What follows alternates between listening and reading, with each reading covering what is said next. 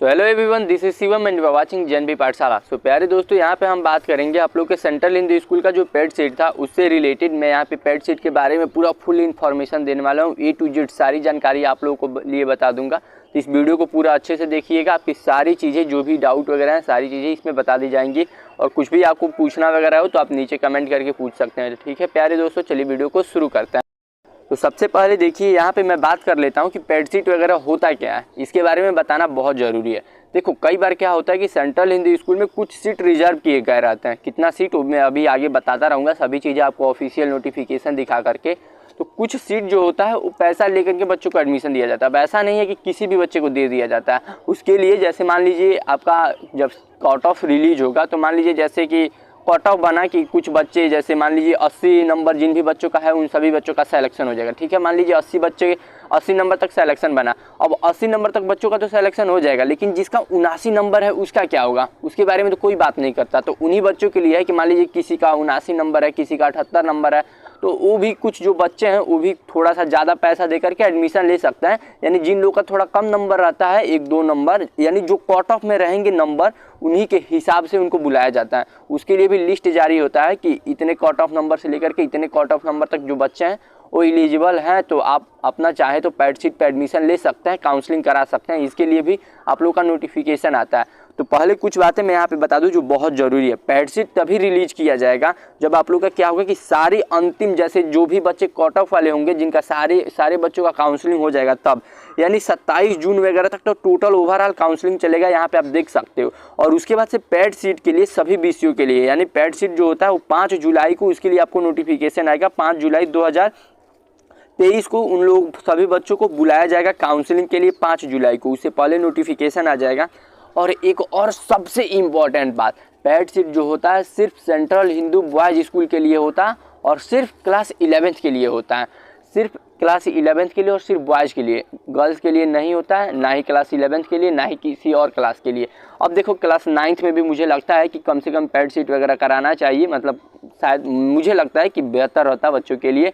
और हाँ, class central Hindu girls school में तो मतलब पक्का कराना चाहिए, क्योंकि सेंट्रल हिंदू बॉयज़ स्कूल में कराया जा रहा है और सेंट्रल हिंदू गर्ल्स स्कूल में नहीं कराया जा रहा है, जो मुझे लगता है कि बहुत ही एक नाइंसाफ़ी है। उन लोगों को इस बात पे ध्यान देना चाहिए कि सेंट्रल हिंदू गर्ल्स स्कूल में भी मतलब लड़कियों का जो है उस पर भी मतलब पैसा लेकर के पेड सीट पे एडमिशन करना चाहिए, जो काफ़ी बेहतर होता।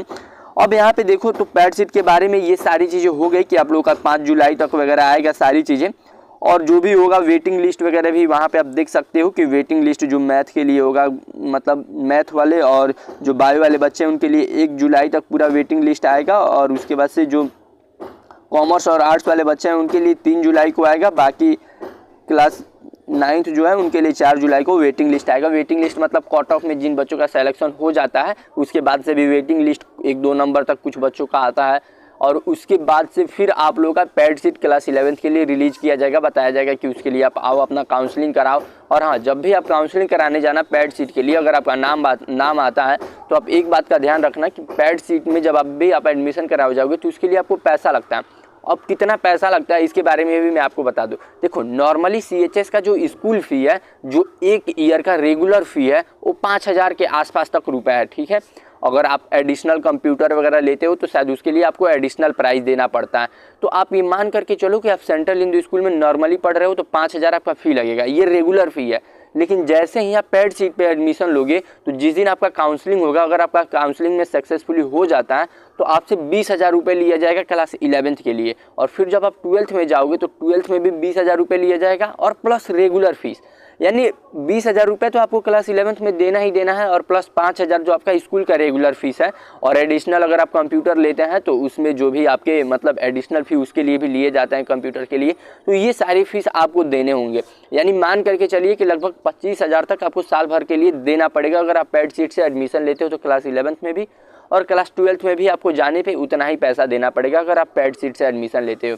तो ये रहा एक बहुत इंपॉर्टेंट बात जो बहुत सारे लोगों को कन्फ्यूजन होगा, उनके बारे में भी मैंने क्लियर कर दिया। प्यारे बच्चों, यहाँ पे आप देख सकते हो कि बताया गया है कि सेंट्रल हिंदू स्कूल में मेरिट के आधार पर केवल 11वीं पेड सीट की श्रेणी में प्रत्येक वर्ग वर्ग में 5 सीट का प्रावधान है, यानी हर एक सेक्शन में आप लोग का 5 जो सीट होता है वो रिजर्व होता है। और यहाँ पे बताया भी गया है कि जो मैथ वाले बच्चे होंगे उनके लिए 20 सीट जो है, मतलब 20 सीट जो है उस पर पैड सीट लिया जाता है। जीव विज्ञान वाले बच्चों में 10 सीट पे लिया जाता है, और आर्ट वाले बच्चों में 5 सीट पे, और कॉमर्स वाले बच्चों में 5 सीट पे। इसको मैं थोड़ा हाईलाइट कर दूंगा, आप खुद ही CHS के ऑफिशियल नोटिफिकेशन वाले सेक्शन में आप यहाँ पे आकर के पेज नंबर जो 4 आया था उस पर आप पेज नंबर 4 पे देख सकते हो, ठीक है। वहाँ पे लिखा गया है, ये सारी चीज़ें यहाँ पे बताई गई हैं।